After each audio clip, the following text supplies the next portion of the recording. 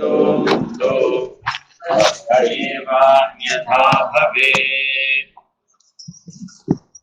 స్తోత్రంలో ప్రధానమైనటువంటి వస్తువు నేను. సాధారణంగా ప్రతి స్తోత్రంలో కూడా ఏదైనా దైవాన్ని ప్రధాన వస్తువుగా స్వీకరిస్తారు. విష్ణు సహస్రనామ స్తోత్రం ఉందనుకోండి, అందులో ప్రధాన వస్తువు ఎవరు? లలితా సహస్రనామ స్తోత్రం ఉందనుకోండి, అందులో ప్రధాన దైవం ఎవరు? అమ్మవారు. అట్లా ప్రతి స్తోత్రానికి కూడా ఒక ప్రధాన వస్తువుని స్వీకరించి దాని గురించి చెప్తారు. చెప్పేటప్పుడు ఎలా చెప్తారు?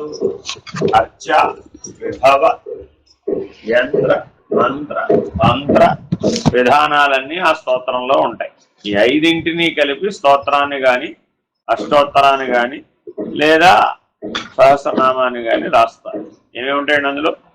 యంత్ర, మంత్ర, తంత్ర, అర్చ, విభవ, ఈ 5 లక్షణాలు ఉంటాయి అన్నమాట. ఆ దేవత ఈ సృష్టి యొక్క ప్రణాళికలో ఎలా వ్యవహరిస్తోంది, మనల్ని ఎలా నడిపిస్తోంది, లేదా ఆ దేవత యొక్క ప్రభావం చేత ఆసురీ శక్తులు ఎలా నిర్జించబడ్డాయి, ఎలా సాత్విక శక్తులు మేల్కొన్నాయి, ఎలా ఆ సాత్విక శక్తుల యొక్క ప్రభావం చేత జ్ఞానం మేల్కొంటుంది, లేదా ఆవిడ యొక్క లేదా ఆ దైవం యొక్క రూపాన్ని వర్ణించడం.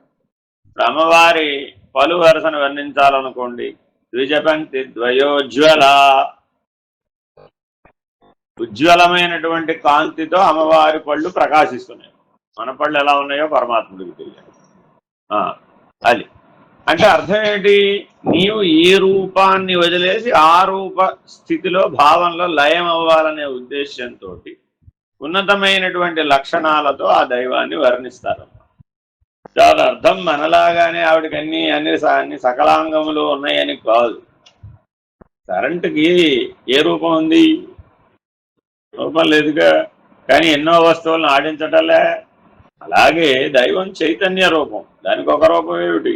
దానికి పనిలాగా కళ్ళు, కాళ్ళు, పళ్ళు అవేమి లేవు దానికి. కానీ అలా అంటే నువ్వు పట్టుకోలేవనే ఉద్దేశంతో ముందు సాకార పద్ధతిగా చెప్పి తర్వాత నిరాకార పద్ధతికి మార్చేస్తారు. ఎందుకనంటే చిన్నపిల్లవాడికి తల్లి సత్యమే చెప్పాలా, చెప్పక్కర్లేదా? ఇప్పుడు సత్యమే చెప్పాలి. కానీ మరి తల్లి ఎప్పుడు సత్యమే చెప్తుందా? అప్పుడప్పుడు మధ్య మధ్యలో మాయలో పడేస్తున్నాడు, బుట్టలో వేసేస్తుంది, లేకపోతే వాడి మాట వినడం. మరి అందుకని ఏం చేస్తావు? నీ తెలివితేటలన్నీ వాడిని ఎన్నిసార్లు బుట్టలో వేయాలో అన్నిసార్లు వేసేస్తావు. ఇంకా వాడికి తెలివి పెరిగింది అనగానే, సత్యం తెలుసుకునే తెలివి వచ్చింది అనగానే మీ నాన్న దగ్గరికి పో అట్టు. ఇక బుట్టలో వేయడం కుదరదు వాడిని. వాడి అమాయకత్వం పోతుంది, మాయకత్వం వచ్చేస్తుంది.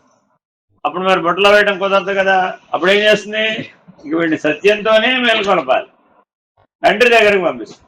తండ్రి బుట్టలో వేసే వ్యవహారం ఏముండదు, స్ట్రైట్గా చెప్పడమే. నువ్వు ఇంతే అని డైరెక్ట్గా చెప్పేస్తాడు. తల్లిలాగా బుజ్జగించి చెప్పే వ్యవహారం ఏముండదు. కాబట్టి ఇక్కడ ఎలా మనం వ్యవహరిస్తున్నామో అక్కడ కూడా అదే వ్యవహారాన్ని చెప్పి మనల్ని ఈ వ్యవహారం, పిండాండ వ్యవహారంలో నుంచి బ్రహ్మాండ వ్యవహారానికి మార్చే పద్ధతిగా ఆ స్తోత్ర రాజాలని చెప్పబడుతుంది. ఇందులో ప్రధాన వస్తువు ఎవరయ్యా అంటే నేను. అందుకని ప్రథమ శబ్దం దేంతో ప్రారంభించారు? అహమేవ పరం బ్రహ్మ. నీవెవరయ్యా? సాక్షాత్తు పరబ్రహ్మమే. 33 కోట్ల దేవతలు ఎవరైతే ఉన్నారో వాళ్ళందరూ సత్వగుణ విశిష్టులు. 84 లక్షల జీవరాశులు ఎవరైతే ఉన్నారో వాళ్ళు రజోగుణ విశిష్టులు. జడ ప్రకృతి అంతా తమోగుణ విశిష్టం. కాబట్టి పరబ్రహ్మమునకు ఈ 3 లక్షణాలు లేవు. అది దైవము కాదు, జీవము కాదు, జడము కాదు. ఈ సృష్టి అంతా ఏమిటట? అయితే ఈశ్వరమయం, లేదా జీవమయం, లేదా జడమయం. 3. జగత్తు, జీవుడు, ఈశ్వరుడు. అంతేనా కదా?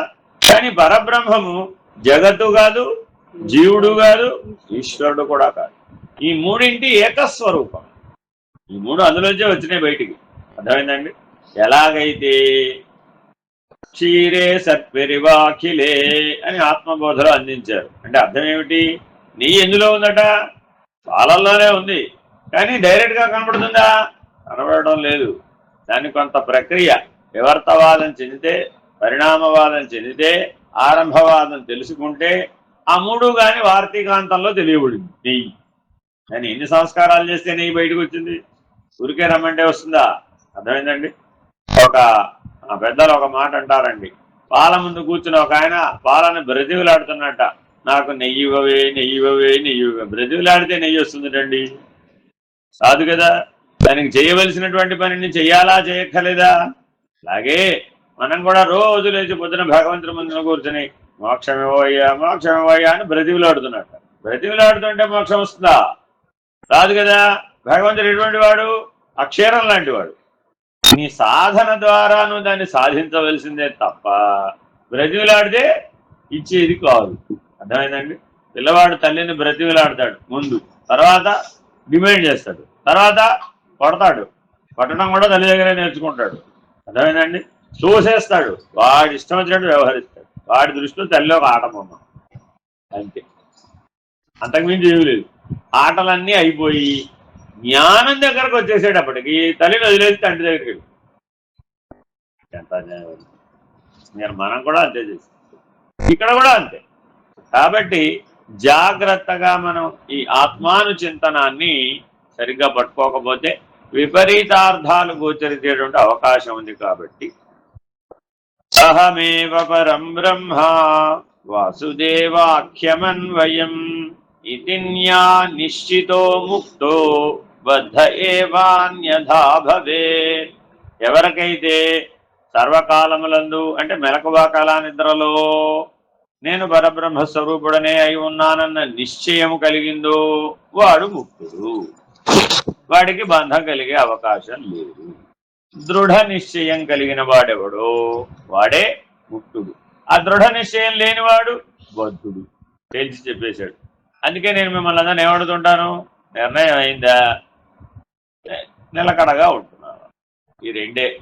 నిర్ణయం అయితే నిలకడగా ఉండాలి, నిర్ణయం కాకపోతే నిర్ణయం అయ్యేట్టు జీవించాలి. అర్థమైందండి. జీవించకపోతే నిర్ణయం రాదు, అనుభవం రాదు, నిర్ణయం రాదు. రెండవది అహమేవ పరం బ్రహ్మ నిశ్చితం చిత్త చింత్యతాం చిద్రూపత్వాత్ అసంగత్వాత్ అబాధ్యత్వాత్ ప్రయత్నతః. ఏమండి, దృఢ నిశ్చయం రావాలన్నారు కదా, ఎలా వస్తుందండి అది? మనం వెంటనే రెడీగా ఉంటాం కదా ఒక ప్రశ్నతోటి. నేను వేసే ప్రశ్న ఆయనే వేసి సమాధానం కూడా చెప్తున్నారు. రెండు లక్షణాలు ఉన్నట్లయితే నీకు నిశ్చయం కలుగుతుంది. ఏమిటది? చిద్రూపత్వా అసంగత్వా అబాధ్యత్వా చింత్యతాం. ఎంత చిత్తంలో చింతించాలట. చిత్త వృత్తుల గురించి చింతించకూడదట. చిత్త వృత్తులన్నీ దేంతో ఉంటాయి? వాసనాత్రయంతో కూడుకుని ఉంటాయి. దేహవాసన, శాస్త్రవాసన, లోకవాసన. అంతేనా కాదా? రాత్రి 1:30 దాకా మేల్కొన్నారండి. పొద్దున్న లేవాలంటే శరీరం ఏం చెప్పింది? కాసేపు పడుకో. తెల్లారుజాము 4 అయింది కదా, లేవాలి కదా. సూర్యోదయాత్ పూర్వం లేవడం ధర్మం కదా. వివేక వైరాగ్యాలు ఉండాలి కదా అని దానికి బుద్ధి చెప్పాలా? 6ంటికి లేవాలా? మన మాట వినొద్దండి అది అన్నాం. మరి వీడికి ఎప్పటికైనా జరుగుతుందా ఆ పని? జరగదు. ఈ వాసనాత్రయానికి ఎవరైతే లొంగుతారో వాళ్ళు ఎప్పటికీ కూడా దృఢ నిశ్చయాన్ని పొందలేరు. వాళ్ళు బద్ధులుగానే జీవితాన్ని కొనసాగిస్తారు. వచ్చే జన్మకు చూసుకోవడమే జ్ఞానమో మోక్షమో. దేహవాసన, శాస్త్రవాసన, లోకవాసన నిశ్శేషంగా క్షయమైనటువంటి వాళ్ళకే బద్ధత్వం పోతుంది, ముక్తత్వం నిర్ణయం అవుతుంది. అందుకని ప్రతి చోట త్వం అన్న శబ్దాన్ని వాడుతున్నారు చూడండి. చిద్రూపత్వాత్ అసంగత్వాత్ అబాధ్యత్వాత్ ప్రయత్నతః. దానంతట అది వస్తుంది, రాదు. 30 ఏళ్లకు రాలేదు కదా, 60 ఏళ్లకు వస్తుందేమోనండి, రాదు. 60 ఏళ్లకు రాలేదు కదా, 90 ఏళ్లకు వస్తుందేమోనండి, అసలే రాదు. 90కి రాలేదు కదా, భగవంతుడు 120 ఆయుర్దాయం ఇచ్చాడు కదా, పోయే ముందు వస్తుందండి. ఏమిటది? అసంగత్వం, అబాధ్యత్వం. ఈ రెండు లక్షణాలు వాటంతట అవి రావు. ఎంతకాలం జీవించినా రావు. అర్థమైందండి. చిరకాలేన సుఖేన భోక్తవ్యం అనే అనుకుంటుంది. ఎలా ఉండాలనుకుంటాట? చిరకాలం సుఖమును భోగిస్తూ హాయిగా కాలం గడిపేసేదానికి ఎందుకండి మనకి గొడవ అంతా బాబోయ్ అనుకుంటాడు. అలా అనేక జన్మలు జీవించేస్తాడు. అందువలన ప్రయత్నం చేతనే. ఎటువంటి ప్రయత్నమయ్యా? క్షీరసాగర మథనం చేసినంత ప్రయత్నం చేస్తే జ్ఞానం వస్తుంది. ఎంత ప్రయత్నం చేయాలండి? క్షీరసాగర మథనం ఎంత చిన్న పనే పెద్ద పనే? ఎంత పెద్ద పనో మీకు దాన్ని బట్టి మీ అవగాహన బట్టి ఉంటుంది. మీ లోపల క్షీరసాగర మథనం జరగవలసిందే. అప్పుడే ఆత్మజ్ఞానం పుడుతుంది. దృఢం, బాగా తీవ్ర ప్రయత్నం చేయాలి, దృఢమైన ప్రయత్నం చేయాలి, నిశ్చయమైన జ్ఞానాన్ని పొందాలి. అహమేవ పరం బ్రహ్మ నాహం బ్రహ్మణ పృథక్ ఇత్యేవం సముపాసీత బ్రహ్మణో బ్రహ్మణి స్థితః. మూడోసారి కూడా అహమేవ పరం బ్రహ్మ. 3 సార్లు చెప్పామంటే ఏమిటి? సత్యం సత్యం పునఃసత్యం వచో భవేత్. భవేత్ అంటే జరిగే తీరుతుంది, అది అలాగే ఉన్నది. సరే, ఎవరయ్యా బ్రాహ్మణులు? బ్రహ్మమునందు నెలకొని ఉన్నవాడే బ్రాహ్మణుడు. బ్రహ్మము కంటే నేను వేరు కాదు అని అనన్యత, అభేదత, అభావత. దేంతో పొందాలండి మనం? బ్రహ్మముతో పొందాలి. ఏం పొందాలి? అనన్యత, అభేదత, అభావత. ఈ 3 లక్షణాలు ఎవరైతే పొందారో వాళ్లే బ్రాహ్మణులు. మిగిలిన వారందరూ జన్మనా జాయతే శూద్రః. పుడుతూనే ప్రతి ఒక్కరెవరు శూద్రుడే. అప్పుడే సంస్కారం లేదుగా. తర్వాత ఏమైంది? 8 ఏళ్ల లోపల 16 ఏళ్ల లోపల వివాహం ముందు ఉపవేతి అయ్యాడు. అంటే 2వ జన్మ లభించింది, ద్విజన్మ లభించింది ఉపనయన సంస్కారం ద్వారా. తద్వారా జ్ఞానం లభించింది. అప్పుడేమయ్యాడు? వేదాధ్యయనంతో విప్రాణం. ఆ గురుకులానికి వెళ్ళాడు, అన్ని చదువుకున్నాడు. అది చదువుకుంటే ఏమయ్యాడు? ఇప్పుడు విప్రుడు అయ్యాడు. అంతవరకు అయ్యాడు కానీ బ్రాహ్మడు కాలేదు. బ్రాహ్మడు కావాలంటే ఏం చేయాలి? బ్రహ్మ జ్ఞానంతో బ్రాహ్మణ. ఆ సమావర్తనం నాడు గురువు గారు చెప్తారన్నమాట ఎవరు బ్రాహ్మలో. అది కూడా అందుకని షోడశ సంస్కారాల్లో చేర్చారు. సమావర్తనం అంటే కాన్వొకేషన్. గురుకులంలో 12 ఏళ్ళో 25 ఏళ్ళో విద్యాభ్యాసం చేశాడు. చేస్తే ఆయనకి బ్రహ్మజ్ఞానం లభించిందా లేదా, బ్రహ్మనిష్ఠుడు అయ్యాడా లేడా అని గురువు గారు సర్టిఫికెట్ ఇస్తారు. ఆ సమావర్తనంలో ఆ బ్రహ్మజ్ఞానం లభించి బ్రాహ్మణుడైనటువంటి వాడికి 2 అవకాశాలు ఉన్నాయి. అయినా నీకు 2 అవకాశాలు ఉన్నాయి అని ఆ కాన్వకేషన్ డే నాడు చెప్తారు. నీవు బ్రహ్మజ్ఞానంతో తురియాశ్రమం స్వీకరించి 14 లోకాలు ఉద్ధరించడానికి పూనుకోవచ్చు. సకల సృష్టికి బాధ్యత స్వీకరించే ఉన్నతమైనటువంటి ఆశ్రమాన్ని స్వీకరించవచ్చు అని ఒక మార్గం చెప్పారు. లేదా ఈ విద్యని ఈ లోకంలో ఉన్నటువంటి మానవులకు ఉపయోగపడేటట్లుగా ఏ సమాజంలో నువ్వు వీలైతే ఆ సమాజంలో జీవించి ఆ సమాజంలో నీకు తోడుగా చేదోడు వాదోడుగా ఉండే కన్యని వెతికి గృహస్థాశ్రమ స్వీకారం చేయవచ్చు అని గురువు గారు 2 మార్గాలని ఆ బ్రహ్మచారి ముందు ఉంచుతారు. ఎవరి గురి? బ్రహ్మనిష్ఠుడైన వాడికి. బ్రహ్మచర్యం పూర్తి చేసుకుని బ్రహ్మనిష్ఠుడై జీవన్ముక్తుడైనటువంటి జ్ఞానాన్ని పొందిన వాడికి ఈ 2 అవకాశాలు ఉన్నాయి. అంటే ఇప్పుడు బ్రహ్మజ్ఞానం ఎప్పటి లోపల పొందాలి? 24 ఏళ్ల లోపల పొందాలి. 24 దానికి అవధి. సమావర్తనం ఎప్పుడైపోతుంది? 24 కల్లా అయిపోతుంది. వాడు వెళ్ళిన సమయాన్ని బట్టి విద్యాభ్యాస సమయం ఉంటుంది అనుకోండి. సరే, కొంతమంది 5 ఏళ్లకు వెళతారు, కొంతమంది 8 ఏళ్లకు వెళతారు, కొంతమంది 12 ఏళ్లకు వెళతారు. ఏదేమైనా 24 ఏళ్లకు సమావర్తనం ఉంటుంది. అప్పుడు ఈ 2 మార్గాలు తెరుచుకుంటాయి. అర్థమైందండి? మనకైనా అంతే. కాకపోతే మనం అందరం శూద్ర స్థితిలోనే ఈ 2 డోర్లు తెరుచుకుంటాం. మనం విప్ర స్థితిలో తెరుచుకున్నామా, బ్రాహ్మణ స్థితిలో తెరుచుకున్నామా, శూద్ర స్థితిలో శూద్రుడు అంటే అర్థం ఏమిటి? ఇక్కడ పుట్టినప్పుడే సంస్కారంతో ఉన్నాడో ఆ సంస్కారంతోనే ఉండిపోయాడు. అంతే. ఉత్తమమైన సంస్కారాన్ని, ఉత్తమమైన జ్ఞానాన్ని, ఉత్తమమైన జీవనాన్ని పొందలేకపోయాడు. జీవభావంతో పుట్టాడు, ఆ జీవభావంతోనే జీవించాడు అనుకోండి. ఆయన ఏమన్నా జీవభావం నుంచి ఆత్మభావానికి వచ్చాడండి. ఆయన ఏమన్నా విప్రుడు.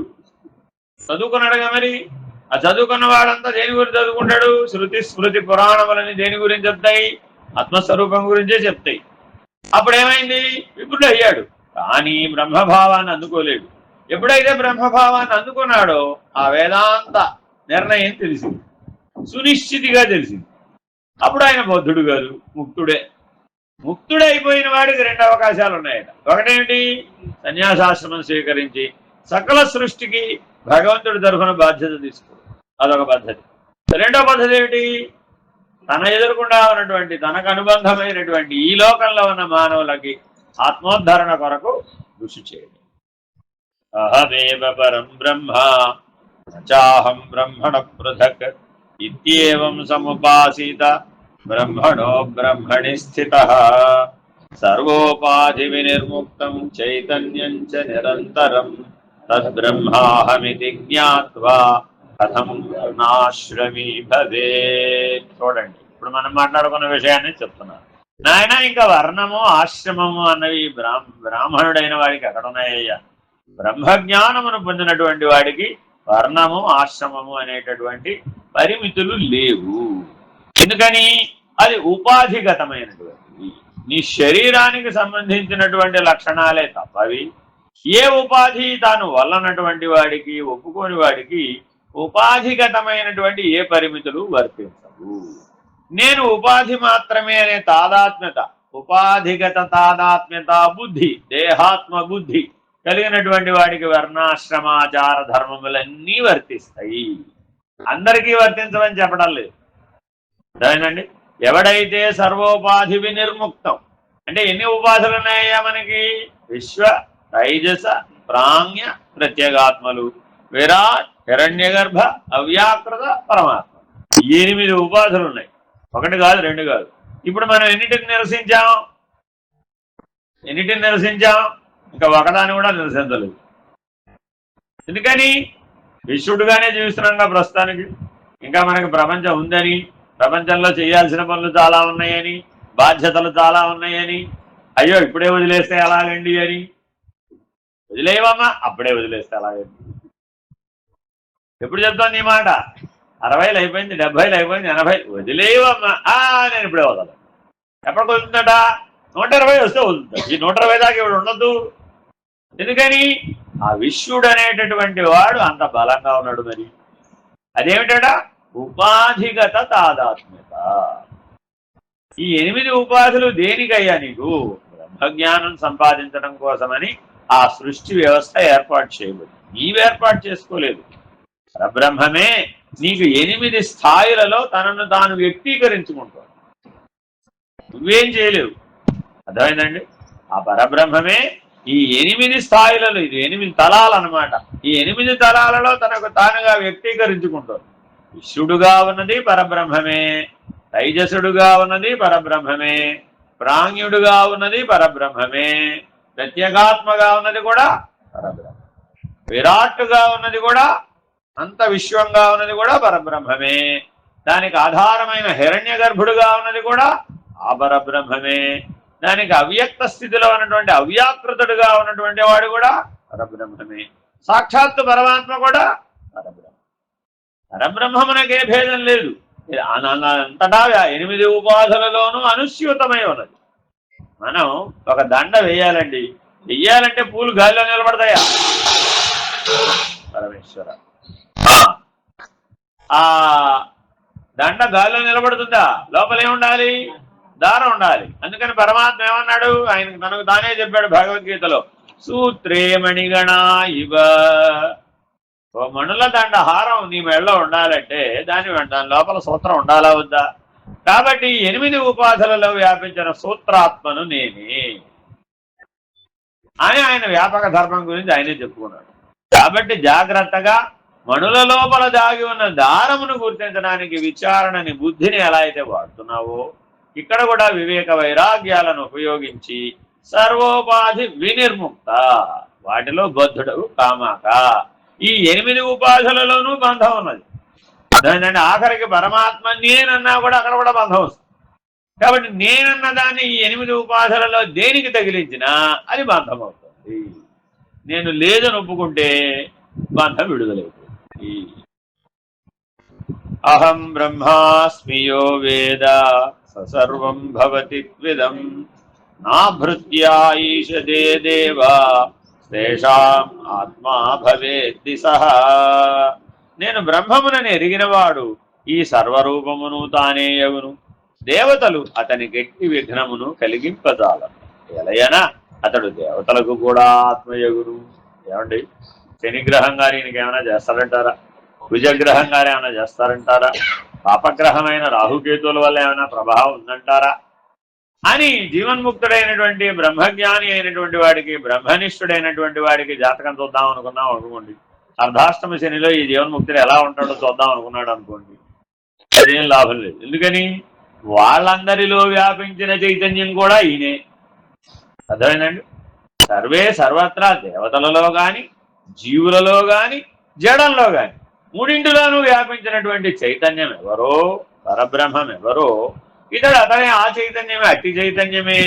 కాబట్టి ప్రత్యేకంగా దండ కట్టినప్పుడు పూలట దారాన్ని బాధించినాయట. అది ఎప్పటికైనా సాధ్యం అవుతుందంటారా? ఆ దారం ఆధారంగా నిలబడిన పూలు దారాన్ని ఎట్లా బాధిస్తాయి? బాధించవు కదా. కాబట్టి జగజ్జీవేశ్వరులు అనేటటువంటి మణులు గాని, పూలు గాని అనుస్యూతమైనటువంటి ఆత్మ చైతన్యం అనే సూత్రాత్మ మీద గుచ్చబడ్డాయి. కాబట్టి 8 ఉపాధులు కూడా అతన్ని ఏమి చేయజాలవు. అందువలన దేవతలు గాని, జీవులు గాని, మానవులు గాని, సృష్టి అందు ఏ శక్తి అతనిని ఏమీ చేయజాలవు. అర్థమైందండి? చాలా ముఖ్యమైన విషయం. అన్నింటినీ అధిగమించి తాను ఉపరిభాగమై ఉంటాడు. అబోవ్ ఆఫ్ ఆల్, బియాండ్ అనే పద్ధతిగా ఉంటుంది. అన్యోసావహమన్యోస్మి ఉపాస్తేయోన్యదేవతాం న స వేద పరో బ్రహ్మ స దేవానాం యథా పశుః. మానవులు సాధారణంగా ఏదో ఒక ఉపాసన చేస్తూ ఉంటారు. అంటే అర్థం ఏమిటి? పంచబ్రహ్మోపాసనలో ఏదో ఒకటి చేస్తారు. అంటే అర్థం ఏమిటి? ఏ సుబ్రహ్మణ్యోపాసనం, ఏ గణేశ ఉపాసనం, లేకపోతే ఏ సూర్యోపాసనం, లేకపోతే దేవీ దేవతా ఉపాసనం చేస్తుంటారు. ఆయా ఉపాస్య దేవత కంటే తాను భిన్నమని తలుస్తూ ఉంటాడు. అజ్ఞానం ఎక్కడుందండి, భ్రాంతి ఎక్కడుందండి అంటే ఉపాసకుడు ఉపాస్య దేవత కంటే భిన్నమని తలుస్తూ ఉంటాడు. ఎప్పుడది జ్ఞానమైందట? ఉపాసకుడు, ఉపాసన, ఉపాస్యం అనే త్రిపుటి ఏకత్రితం అయిపోయింది, ఒకటిగా కలిసిపోయిందట. అప్పుడు ఏమైపోయింది? ఆ భ్రాంతి తొలగిపోయింది. నేను ఉపాస్య దేవత కంటే భిన్నము అనేటటువంటి భ్రాంతిని తొలగించే దానినే ఉపాసన అంటున్నారు. భ్రాంతిని బలపరిచేదాన్ని ఉపాసన అంటలేదు. అర్థమైందండి? అందుకని పరమహంసే ఉదాహరణ దానికి. దక్షిణ కాళి, అక్కడ దక్షిణేశ్వరంలో కాళిని ఉపాసించారు. ఉపాసించినప్పుడు ఏమని భావించారు ఆయన? ముందు మా అమ్మ అనుకున్నారు, ఆ తర్వాత నాకు అమ్మకి భేదం లేదనుకున్నారు, ఆ తర్వాత నేనెక్కడున్నాను, అమ్మే ఉందంట. చూడండి, 3 మాటల్లో తేల్చేసాడు ఆయన. అర్థమైందండి? ఏమన్నాడు ఆయన మొదట్లో? మా అమ్మ, ఆవిడ జగజ్జనని కాదు, మా అమ్మే. స్ట్రైట్ గా అమ్మ అనేటటువంటి బంధుత్వాన్ని, సంబంధాన్ని దైవంతో పెట్టుకున్నాడు. తర్వాత ఏం చేశాడు? నాకు అమ్మకు భేదం లేదు, ఒక పువ్వు ఆవిడికి, ఒక పువ్వు ఇది, ఒక అక్షతలు ఆవిడికి, ఒక అక్షతలు, ఓ అరటిపండు ఆవిడికి, ఓ అరటిపండు ఇది, నాకు అమ్మకి భేదం లేదని సహజంగా ఉంటుంది. తర్వాత ఏం చేశారు? నేను లేను, ఈ స్థానంలో కూడా ఉన్నది ఎవరు? అమ్మే. నేను లేననే స్థితిలోకి ఎప్పుడైతే చేరారో అప్పుడు పరమహంసగా పరిణామం చెందారు, సర్వోపాధి వినిర్ముక్త చైతన్య స్థితికి చేరుకున్నారు. కాబట్టి మనం కూడా ఎలా చేయాలంటే ఇప్పుడు ఉపాసన ఇదిగో ఈ పద్ధతిగా చేయాలి. అన్యదేవతా ఉపాసనమును అనర్చేవాడు బ్రహ్మము నెరుగక ఫలాపేక్షతో దేవతలను యజ్ఞాదుల ద్వారా ఆరాధనతో తృప్తిపరుస్తూ వారి కడ పశు సదృశుడవుతున్నాడు. ఎంతకాలమైతే నీకు నేను దైవము కంటే వేరే అనే భ్రాంతి గనక ఉంటే అప్పుడు నీవెవరవయ్యా అంటే పశు సమానుడవే. ఎందుకంటే దానికి తెలివి లేదు పాపం. మరి ఒక మేకను పట్టుకెళ్ళి అమ్మవారి గుడి ముందు బలివ్వడం కోసమని కట్టేస్తారండి. అది 2 రోజుల ముందే కట్టేస్తారు. చూడండి, మీరు కావాల్సి వస్తే ఆ రోజు పట్టుకెళ్ళరండి. ఇప్పుడు అంటే మనం అందరం బిజీ అయిపోయి అప్పటికప్పుడు పట్టుకెళ్తున్నారు. అలా కాదు, ఆ పశువుని 2 రోజుల ముందు కట్టేస్తారట. అక్కడ కట్టేస్తే 2 రోజుల నుంచి ఆ దైవాన్ని చూస్తూ ఉంటుందట. ఆ చూసినప్పుడు మరి పశువుకి ఎప్పటికైనా ఆ అమ్మవారు నేను ఒకటన్ని స్ఫురించే అవకాశం ఉందంటారా? లేదా? ఎందుకని? తెలివి లేదు, దానికి జ్ఞానం లేదు, బుద్ధి లేదు. మరి ఇప్పుడు ఆ పశువుకి మనకి ఏమిటి తేడా? ఎన్నేళ్ళైనా ఆ మందిరం చుట్టూ తానే తిరుగుతూ ఉన్నాం, ఆ మందిరం దగ్గరే ప్రశాంతంగా పడుకున్నాం, ఆ మందిరం దగ్గరే లేదు, అందుకే ఇక్కడ కూడా పెట్టాం. పొద్దున్న లేచిన తర్వాత నాకు బాబాకి భేదం లేదని ఎవరికైనా స్ఫురించిందా? ఎందుకని? నేనెక్కడా బాబా. ఉపాస్య దైవం ఎవరిప్పుడు? సద్గురుమూర్తి. కాబట్టి నువ్వేం చేయాలి? అనన్యత, అభేదత, అభావత, అదే ఉపాసన జ్ఞాన మార్గంలో. ఏ మార్గంలోనండి ఇది? జ్ఞాన మార్గంలో. కర్మ మార్గంలోకి వస్తే అబ్బో వారెక్కడో మనం ఎక్కడా, వారు సర్వజ్ఞులు, వారు కాలత్రయాన్ని దాటిన వారు. మనము పొద్దున్న లేస్తే రాత్రి లేవాలి, రాత్రి లేస్తే పొద్దున్న లేవాలి. మనకెక్కడా ఆయనకెక్కడండి. మనం చెంచాడు నీళ్లు, ఆయనేమో మహాసముద్రం. చాలా భేదం ఉందండి, ఒకటే అనుకోవడం కుదరదు. ఇది ఎక్కడ? కర్మ మార్గం. అప్పుడు ఎక్కడికి దిగిపోయాం? మన తెలివి ఎక్కడికి దిగిపోయింది? ఉపాధిగతంగా దిగిపోయింది. ఏదైతే ఉపాధిగతమైనటువంటి బుద్ధి ఉందో దాన్ని పశుబుద్ధి అంటున్నాడు. నువ్వు శరీరానికే గనక కట్టుబడిపోయినట్లయితే, దేహాత్మ బుద్ధినే కలిగి ఉన్నట్లయితే, శరీరాభిమానమునే గనక కలిగి ఉన్నట్లయితే మానవుడై ప్రయోజనం లేదు.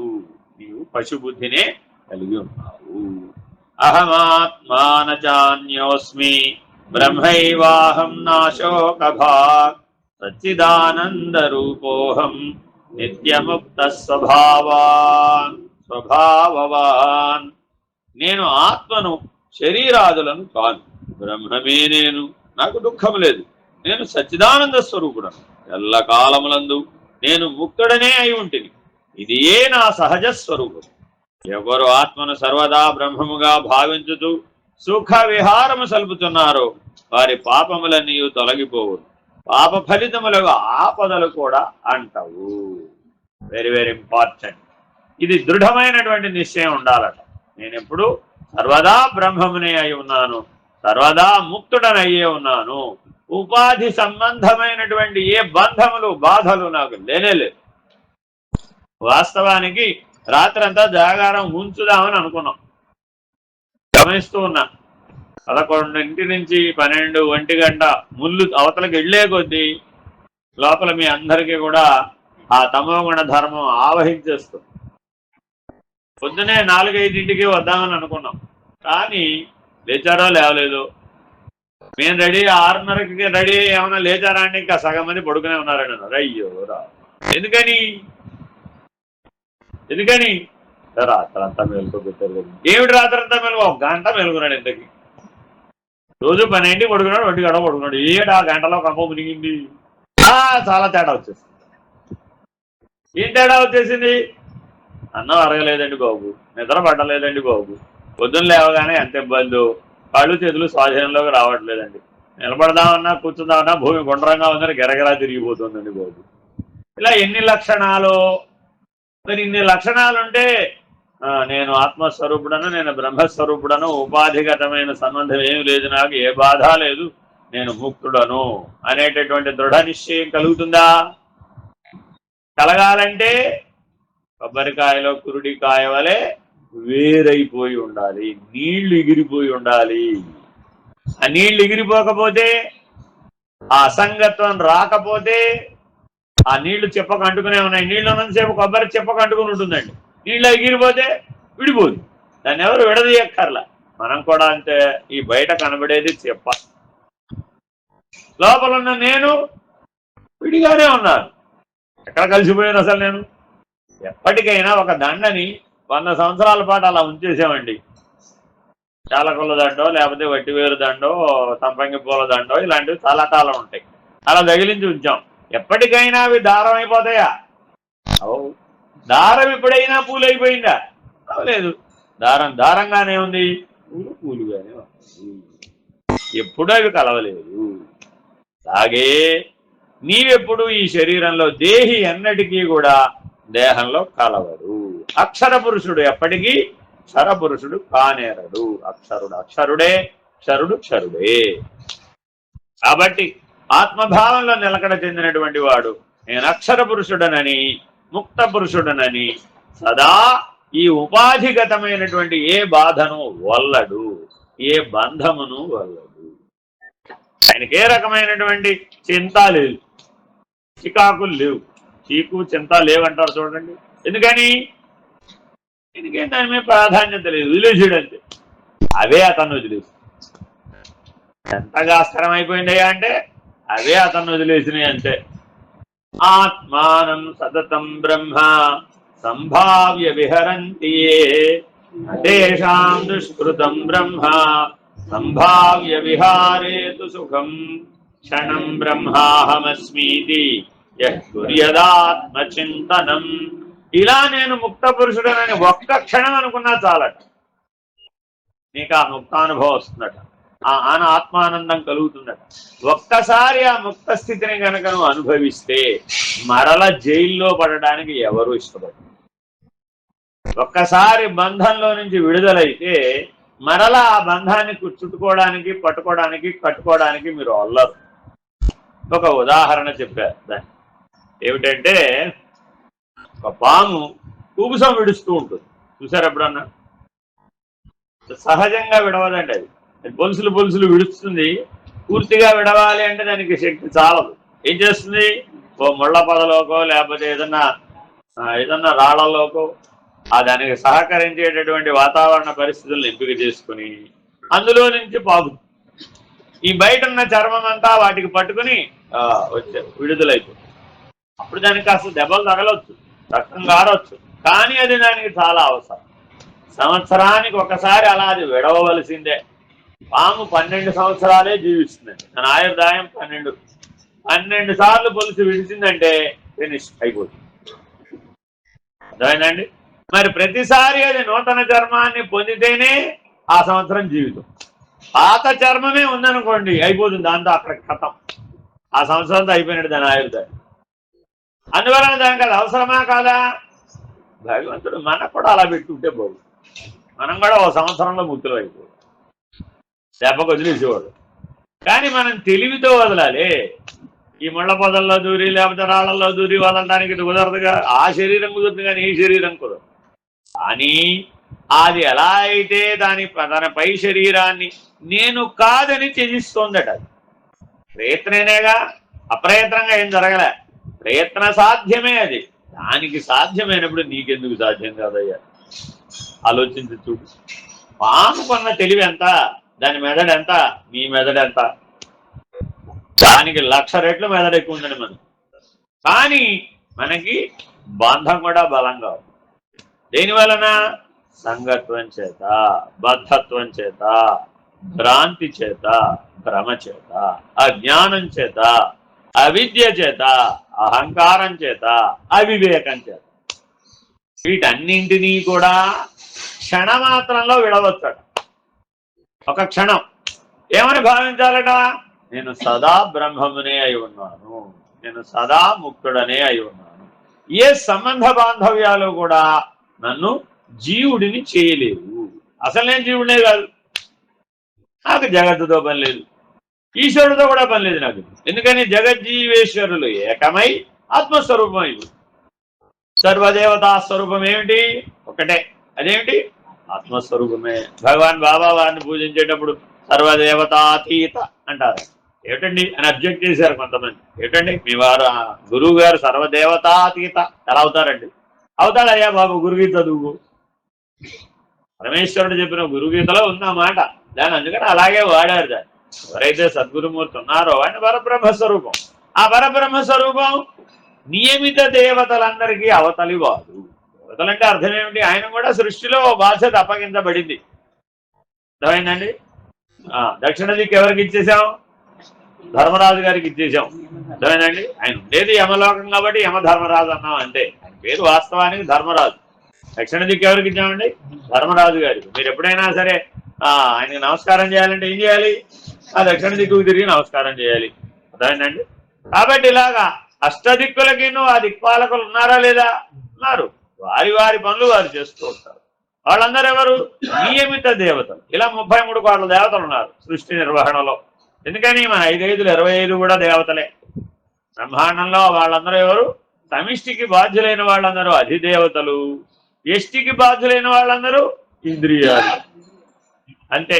ఇక్కడ లెక్కేస్తే ఇంద్రియాలు, అక్కడ లెక్కేస్తే అధిష్టాన దేవతలు. అర్థమైందండి? కానీ ఆ దేవతలు నువ్వు కాదు, ఈ ఇంద్రియాలు నువ్వు కాదు, ఆ తత్వాలు నువ్వు కాదు. ఆ విషయాలు నువ్వు కాదు, అక్కడ తత్వాలు ఇక్కడ విషయాలు, అంతకు మించి ఏమీ లేవు. కానీ నీవేమిటి, నీవెప్పుడూ సాక్షివే, నీవెప్పుడు దానికి అవతల ఉన్నటువంటి వాడివే. పరోస్మ్యహం అంటారు శంకరు. నీకేదైనా తోత నీవయ్యా, వెంటనే నీకేం స్ఫురించాలట, పరుడను, పరోస్మ్యహం, దానికి అవతల ఉన్నవాడిని అని స్ఫురించాలి. అలా ఎవరికైతే క్షణకాలమైనా నేను బ్రహ్మమును అని గనక భావించినటువంటి వాడు ఎవరైతే ఉన్నాడో వాడిని ఏ బంధములు ఏమి చేయజాలవు. ఎట్టి పుణ్యపాపములు అతనికి అంటవు, ఎట్టి కర్మఫలములు అతనికి లేవు. కర్మే లేదు, కర్తే లేడు. కర్త ఉంటేనే కదా కర్మఫలం, కర్త లేకపోతే ఏ కర్మ లేదు, ఫలము లేదు. తన్మహాపాతకం హంతి తమ సూర్యోదయో యథా అజ్ఞానాద్ బ్రహ్మణో జాత ఆకాశం బుద్బుదోపమం. సూర్యోదయము చీకట్లను నశింపజేయనట్టు ఆ ధ్యానము మహాపాతకములను పోగొట్టు. బ్రహ్మము నుండి అజ్ఞానము వలన బుడగ వంటి ఆకాశము కలిగి, ఆకాశమే ఒక బుడగ. బ్రహ్మం ఒక సముద్రం అనుకుంటే ఆ సముద్రంలో ఆకాశం అనే బుడగ పుట్టింది. నిజంగా బుడగలో ఏముందండి, ఆకాశమే ఉంది, ఖాళీగా ఉంది, బుడగలో ఏమి లేదు. కావాలంటే పిల్లలు ఊపుతారు చూడండి, పెద్ద బుడగ ఉంది, అందులో ఏముంది, ఖాళీ. ఆకాశం వాయువు అంతే, అంతకుమించి ఏమీ లేదు బుడగంటే, అంతేనా కాదా? తర్వాత దాంట్లో ఇంకేమైనా పెట్టచ్చు మనం, ఖాళీ ఉంది కాబట్టి. అలాగే ఆకాశం అనే బుడగ పుట్టిందట మొట్టమొదటి. మరి మనం కూడా ఆకాశంలోనే ఉన్నామంటారా లేవంటారా? ఆ బుడగలోనే ఉన్నాం. మరి ఇప్పుడు బుడగలో ఉన్నటువంటి వాడు బ్రహ్మము నేనని భావించాలి. ఈ బుడగకి ఎప్పటికైనా తెలివి వస్తుంటారా? నేను సముద్రమే అయి ఉన్నాను, నేను బ్రహ్మమే అయి ఉన్నానని బుడగ ఎప్పటికైనా ఆలోచిస్తుందంటారు. హాయిగా గాల్లో ఎగురుతూ పోతుందంటారు. ఈ ఎగిరే బుడగ ఎప్పటికి పోతుందంటారు? ఎప్పుడు పోతుంటారు బుడగ? ఆ 120 ఏళ్ళు ఖాయంగా ఉంటుందండి. అబ్బా అలా తెలిసే నీకు.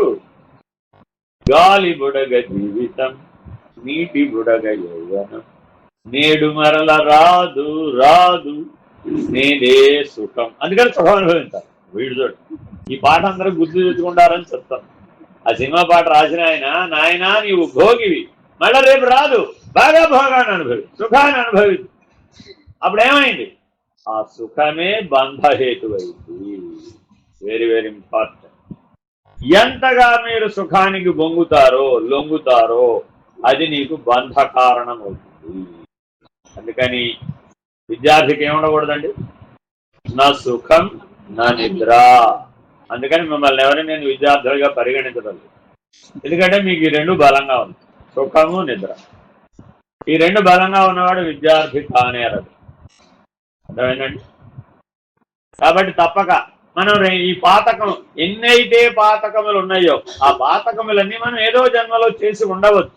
కానీ అవన్నీ కూడా బ్రహ్మజ్ఞానం అనేటటువంటి అగ్నిలో శలభముల వలె మాడిపోతాయి. అంటే అర్థం ఏంటంటే, ఓ పెద్ద అడవి కొమ్మ కొమ్మ రాచుకుని దావాగ్ని ప్రభవించిందండి. అడవి కాలిపోతూ ఉంటుంది. అప్పుడు అడవిలో ఉన్నటువంటి శలభాలు అంటే మిడతలు, చిన్న చిన్న పురుగులు ఉంటాయి కదా, అవి తప్పించుకోగలుగుతాయా? తప్పించుకోలేవు. ఎంతసేపట్లో పోతాయి? చెట్ట చెట్ట చెట్ట చెట్టలు ఆడుతుంటుంది చూడండి. ఆ చెట్ట చెట్లు ఆడినప్పుడల్లా పోతుంటాయి అవి, ఒక్కొక్కసారి ఒక్కొక్కటి వెళ్ళిపోయినట్టే.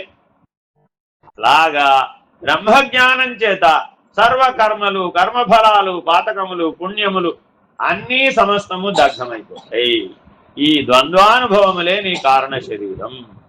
ఆ సంగత్వమే కారణ శరీరం. ఆ కారణ శరీరాన్ని జ్ఞానాగ్నితో ఎవరైతే త్యజించారు, దగ్ధం చేశారు. అందుకనే పరమాత్మ భగవద్గీతలో ఏమంటాడు? జ్ఞానాగ్ని దగ్ధ కర్మాణం సమాహు పండితం బుధ. అలా జ్ఞానాగ్ని కలిగి తన కర్మలను కర్మఫలాలను దగ్ధం చేసుకున్న వాడినే నేను పండితుడని గుర్తిస్తాను. అందుకే మనం అందరం పామరులుగానే ఉండిపోయి. మీరు పండితులేనండి అంటే మీరేమంటారు? నేను పామరుడండి బాబు, నేను ఊరే. బ్రహ్మజ్ఞానాన్ని గనక పొందినట్లయితే ఆ జ్ఞానాగ్నిలో గనక సర్వకర్మలను దగ్ధం చేసినటువంటి వాడు అయితే నీవు పండితుడవే. ఆకాశాద్ వాయురుత్పన్నో వాయోస్తేజస్తతః పయః అదృశ్య పృథివీ అద్భ్యశ్చ పృథివీ జాతాతతో వ్రీహ్యవాదికం. వరుస క్రమం అంతా చెప్పేస్తున్నారు. సృష్టి ఎలా వచ్చిందట? ముందు ఆకాశం అనే బుడగ పుట్టింది. ఆ బుడగలో వాయువు ఉత్పన్నమైంది. ఆ వాయువు తేజస్సును ఉత్పత్తి చేసింది. ఆ తేజస్సు నీటిని ఉత్పత్తి చేసింది. ఆ నీరు భూమిని ఉత్పత్తి చేసింది. పృథివ్యప్సు పయో వహ్ని వహ్నిరాయో సభ్యస్య సౌ నభోప్యవ్యాప్యాకృతే తచ్చ శుద్ధే స్మహం హరి. పృథివి జలమునను, జలము అగ్నియందును, అగ్ని వాయువునందును, వాయు ఆకాశమునందును, ఆకాశం అవ్యాకృతమునందును అనగా మాయయందు. Very very important. కాబట్టి సృష్టి ఎక్కడి నుంచి వచ్చిందండి? అవ్యాకృతమనే సమిష్టి కారణ శరీరమైనటువంటి మాయా శరీరము నుంచి ఉత్పన్నం. మన శరీరం ఎక్కడి నుంచి ఉత్పన్నమైంది? మావి ఎందు. దాని మాయ అని కూడా అంటాం.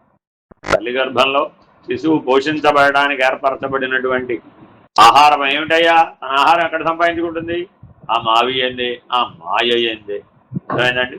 అది ప్రసవానంతరం పడిపోకపోతే బలవంతంగా అయినా తీయాల్సింది, ఆపరేషన్ చేసినా తీయాల్సింది. అది లోపలే ఉంటే తల్లి ప్రాణానికే ప్రమాదం. కాబట్టి మన లోపల కూడా ఇప్పుడు మనం అవ్యాకృతాన్ని తయారు చేసుకోగలిగే శక్తి భగవంతుడు మీకు ఇచ్చాడా లేదా? కాబట్టి మీరు అందరూ సృష్టికర్తలే, పరమాత్మలే. ఎందుకని? పరమాత్మ యందు తోచిన మొదటి బుడగేమిటి? అవ్యాకృతమే. ఆ అవ్యాకృతమనే బుడగలో మిగిలినటువంటివన్నీ వచ్చి హిరణ్య గర్భుడు ఉదయించాడు. హిరణ్య గర్భుడి నుంచి విరాట్ ఉదయించింది. విరాట్ నుంచి ప్రత్యేగాత్మ చక్రమంలో కిందకి దిగి వచ్చి విశ్వడు దాకా వచ్చేసింది. మరి 9 నెలల్లో ఈ సృష్టి అంతా పూర్తయిపోయి వాడు ఏకంగా పుట్టేసి క్యారు బేరని ఏడుస్తున్నాడు. Who will care me, who will bear me అని ఏడుస్తున్నాడు. ఏమిటయ్యా ఈ క్యారు బేర్ అంటే? వాడికి దుఃఖం వచ్చిందట. Who will care me and who will bear me. జీవుడై పుట్ట భూమి మీద పడగానే మానవుడు కలిగిన మొట్టమొదటి ప్రతిస్పందన దుఃఖం. పోయేటప్పుడు కూడా ఏ ప్రతిస్పందనతో పోయాడు? ఇప్పుడు అలాగే పోవాలా? అప్పుడు వాడు పశు సమానుడు కదా. దుఃఖంతోనే పుట్టి దుఃఖంతోనే గనక పోయినట్లయితే నీకు మానవోపాధి లభించి వృధా. అందువలన తప్పక బ్రహ్మజ్ఞానాన్ని పొందాలి. అహం విష్ణురహం విష్ణు విష్ణురహం హరి కర్తృభోక్త్రాధికం సర్వం తదవిద్యోర్థమేవ చ. Very very important. అహం విష్ణు, అహం విష్ణు, విష్ణురహం హరి అని 3 సార్లు ఎందుకు చెప్పారండి? అంటే మెలకువలో కూడా ఆయన విష్ణువే, తలలో కూడా ఆయన విష్ణువే, గాఢ నిద్రలో కూడా విష్ణువే. అహం హరి. కానీ మానవుడి ఆసక్తి అంతా ఎవరి మీద ఉందండి? ఎవరి మీద ఉందండి? ఎవరి మీద ఉందండి? ఎవరి మీద ఉంది? స్త్రీ మీద ఉందండి. అయితే స్త్రీ కానీ లేకపోతే స్త్రీ కానీ. మానవులందరూ స్త్రీలే, జీవులందరూ స్త్రీలే. సుమి ఉపాధిగతంగా చెప్పడంలా సృష్టిలో మాయాశక్తి 2 విధాలుగా ఉందట. రామకృష్ణ బోధామృతంలో పరమహంస చెప్తాడు. కామిని, కాంచన్. కామిని అంటే స్త్రీ అని కాదు అర్థం, గుర్తుపెట్టుకోవాలండి. 3 గుణములందు ఆసక్తిని కామం అంటారు. త్రిగుణాత్మకమైన ఆసక్తిని ఏమంటారండి? కామం. కామం అంటే కోరిక కాదు, త్రిగుణములందు ఆసక్తి కలిగి ఉండుట. శాంతంగా ఉంటే చాలు. గొడవ ఏదో ఆ బుర్ర అంతా ఫ్రై చేయకపోతే మేము ఏదో హాయిగా ప్రశాంతంగా కూర్చున్నాం కదా, చల్లగా ఉంది వాతావరణం, అలా మమ్మల్ని కాసేపు కూర్చొనివచ్చు కదా. వచ్చి మమ్మల్ని బాగా అటు ఇటు ఊపేసి కదిలిపించేసి మాకున్న ప్రశాంతత అంతా చెడిపోయి కృష్ణారామ అనుకున్నాం కదా, సరిపోతుంది కదా అనుకున్నారనుకోండి. అప్పుడు ఏ గుణాసక్తి ఉంది? సత్వగుణాసక్తి. కాసేపట్లో కథ మారింది. ఏమిటో 8 అయిపోయింది, ఇంకా ఆయన కాఫీ కూడా తాగనివ్వడు. ఇక లేచి రాగానే బోధ అంటాడు, పుస్తకం అంటాడు. కాస్త కాఫీ టీ తాగనివ్వచ్చు కదా. ఏ ధర్మం? ఇంద్రియ విషయాలు వచ్చేస్తాయి అన్నమాట, రజోగుణతం. ఇంకా కాసేపు అయిందండి. ఇంకా కాసేపు అయితే ఈయన వాళ్ళకి ఆపేటట్టు లేడు, ఆయనే చెప్పుకుంటాడులే, మనం వెళ్ళిపోదాం. ఇదే ఆసక్తి, తామసిక ఆసక్తి. ఈ గుణాసక్తిని కామం అంటున్నాడు. అర్థమైందండి? కాఫీ టీ తాగటము తాగకపోవడం కోరిక అంటలేదు. మీరు భోజనం చేశారా, నిద్రపోయారా, లేచారా, వ్యవహరించారా, అదంతా ఎవరు అడగటం లేదు. లోపల నీకు అంకురించినప్పుడు ఎలా అంకురించిందట ఇది గుణధర్మంగా అంకురిస్తుంది. ఆ అంకుర స్థానంలో దాన్ని కామం అని అంటున్నాం. విత్తనంలో నుంచి అంకురం బయటకు వచ్చిన స్థితిలో అదేమిటయ్యా అది కామిని. మరి కాంచన ఉండాలా వద్దా? ఈ కామమును నెరవేర్చాలంటే పక్కనే ఉండాలండి, కాంచన ఉండవలసిందే, అదే స్త్రీ. అర్థమైందండి? కాబట్టి మాయాశక్తి రెండు విధాలుగా ఉందట. ఒకటేమో శ్రీ, రెండవది స్త్రీ. సాతార ఆ మూడు గుణాల యందున్న ఆసక్తి మాయాశక్తి స్త్రీ యందు ఆసక్తమయ్యేటట్టు చేస్తుంది. మరి అదంతా తీర్చుకోవాలంటే ఎంతో కొంత డబ్బు ఉండాలి కదండి. మా ఇంట్లో మేమే కూర్చుంటే మీరు మా ఇంటికి వచ్చి పాఠం చెప్తారా? మేము ఇక్కడికి రావాల్సిందే కదా. వచ్చిపోవాలంటే మరి 2000, 3000, 4000 ఉండాలి కదండి. ఆ 2000, 3000, 4000 ఎవరినో అడగాలంటే వాళ్ళకి మేము ఎన్ని సేవలు చేస్తే వాళ్ళు 3000, 4000 ఇవ్వాలి మాకు. చూడండి ఒకదానికి ఒకదానికి ఎలా పడిపోయిందో. మీరు ఎప్పుడో 3 నెలలకు ఒకసారో 6 నెలలకు ఒకసారో వాళ్ళని అడుగుతారు. నిజంగా రోజు మీరేం అడగరు వాళ్ళు. కానీ మీరు 3 నెలలకు 6 నెలలకు అడిగే విషయం వారికి కారణమవుతుంది. అన్నగా వెళ్ళా మళ్ళీ వెళ్తారంటే మళ్ళీ 3000 ఎవరిస్తారా మరిగా? దానికోసం కాస్తున్న 7 చెట్టుకే ఉన్నారు డబ్బులు కాయటలే అంటే. ఇప్పుడు ఇది బంధం అయిందా అవలేదా? స్త్రీ ఒక బంధము, స్త్రీ ఒక బంధం. ఈ రకంగా వ్యవహారాసక్తమైనటువంటి సమస్తము కూడా హరి దగ్గర ఉండే, హరి హృదయంలో ఉండే ఆవిడెవరు? ఆవిడకేంటండి మహా నమస్తేస్తు మహామాయే పీఠే సురపూజితే శంఖ చక్ర గదాహస్తే మహాలక్ష్మే నమోస్తుతే. అర్థమైందండి? విష్ణుపత్ని చ విద్మహే మహాలక్ష్మీ చ ధీమహి తన్నో లక్ష్మీ ప్రచోదయాత్. ఆ లక్ష్మి ఉన్న చోట అలక్ష్మి ఉండదట. లక్ష్మి ఉన్న చోట అలక్ష్మి ఉండదట. ఏమిటి అలక్ష్మి అంటే? ఆపోజిట్. ఈ లక్ష్మీదేవి రజోగుణం, ఆ తమో గుణం అలక్ష్మి. అర్థమేనండి? మరి హరో ఆయన పట్టుకెళ్ళి సత్వగుణంలో పెట్టేద్దామా? కాదు కదా, ఆయన అతీతుడు. అర్థమైందండి? హరి అను 2 అక్షరములు హరించును బాధకములు అంబుజనాభా హరి నీ నామ మహత్యమెన్నగతరమే. హరి శ్రీకృష్ణ. తేలికమైన పద్యాలండి ఇవన్నీ. అందుకని నేను కూడా ఇప్పుడు ఏమంటున్నారు శంకర భగవత్పాదులు కూడా? అహం విష్ణు, అహం విష్ణురహం విష్ణు. సదా నీవు ఎలా తలంచాలయ్యా? ఆ విష్ణువే నేను. అర్థమైందండి? నేను విష్ణువునయ్యానని అనకూడదట. బాగా గుర్తుపెట్టుకోవాలండి. ఈ అన్వయ భేదం ఉంది. నేను విష్ణువునయ్యానని రోజు లేవగానే మీ పక్కింటి వాళ్ళకి, మీ ఎదురింటి వాళ్ళకి, మీ ఇంట్లో ఉన్న వాళ్ళకి చెప్పారు అనుకోండి, అప్పుడు ఎర్రగడ్డలో మీకు సీట్ బుక్ చేస్తుంది, ప్రమాదం వస్తుంది. అర్థమైందండి? అందుకని అలా చెప్పకూడదు. ఆ విష్ణువే నేను, ఆ పరబ్రహ్మమే నేనై దిగి వచ్చాను. అర్థమైందండి? మళ్ళా నువ్వు తెలుసుకుంటే ఎవరు తెలుసుకోవద్దు? నీ స్వరూపమైనటువంటి విష్ణువుని తెలుసుకుని లోపల, మనసు లోపల, ఇదంతా అంతర్ముఖంలోనండి. ఈ గొడవ అంతా ఆత్మానుచింతనం అంతా ఎక్కడ? అంతర్ముఖంలో, బహిర్ముఖంలో కాదు. కాబట్టి మీరు లోపల ఎప్పుడు ఏమైనా చింతించాలట? అహం విష్ణురహం విష్ణురహం విష్ణు విష్ణురహం హరి. అప్పుడు కర్త భోక్త అనేవాళ్ళు ఎక్కడి నుంచి వచ్చారు? మరి లేరుగా. వీళ్ళు ఎక్కడుంటారు? అయితే మెలకువలో ఉంటారు, లేకపోతే కళలో ఉంటారు, లేకపోతే నిద్రలో ఉంటారు. ఈ కర్త భోక్త. ఎప్పుడైతే నేను సదా విష్ణువునే అయి ఉన్నాననేటటువంటి చింతనం చేస్తావు, అప్పుడు ఈ కర్త భోక్త ఎగిరిపోయారు. అచ్యుతోహమనంతోహం గోవిందోహమహం హరి ఆనందోహమశేషోహమజోహం అమృతోస్మ్యహం. ఇవిట హరి లక్షణాలు. ఏమిటండి అవి? నేను అచ్యుతుడను, అనంతుడను, గోవిందుడను, హరిని. నేను ఆనందుడను, అశేషుడను, అజుడను, అమృతుడను. నిత్యోహం నిర్వికల్పోహం నిరాకారోహమవ్యయః సచ్చిదానందరూపోహం పంచకోశాతిగోస్మ్యహం. నాకెప్పుడు కూడా ఈ పంచకోశముల యందు ఎట్టి సంబంధం లేదు. పంచకోశములకు అతీతుడను నేను. ఎటువంటి వాడు? నా లక్షణాలు ఏమిటండి? నిత్యోహం నిర్వికల్పోహం నిరాకారోహం అవ్యయ సచ్చిదానంద రూపం. 5 లక్షణాలు చెప్పారు. ఈ 5 లక్షణాలు బాగా దృఢంగా నాటుకోవాలి. నిరంతరాయం ఇవే మననం చేస్తూ ఉండాలట. నిధిధ్యాసనం కూడా చేయాలి. నిత్యోహం నిర్వికల్పోహం నిరాకారోహం అవ్యయోహం సచ్చిదానంద స్వరూపో అకర్తాహమభోక్తాహం అసంగ పరమేశ్వర సదా మత్సన్నిధానేన చేష్టతే సర్వమింద్రియం. నా సాన్నిధ్య బలం చేత ఇంద్రియాలు కదులుతాయి, నేను కదలడం లేదు. ఒకవేళ ఏదైనా వ్యవహారం జరిగినట్టు ఆ వ్యవహారం జరగడం అంతా ఇంద్రియాల పనే కానీ నా పని కాదు. నేను అసలు కదలను, నేను అచలుడను.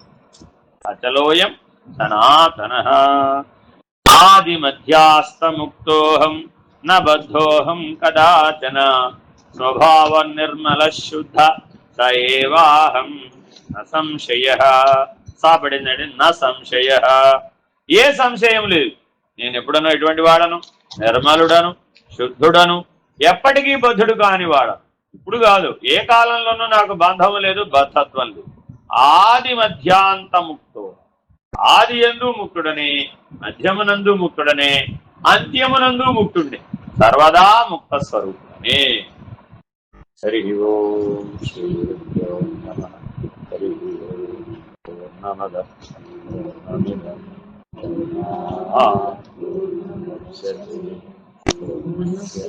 పూర్ణమాదాయ పూర్ణమేవావశిష్యతే. ఓం తత్సత్. ఓం శాంతి శాంతి శాంతి. హరి ఓం శ్రీ హరి ఓం.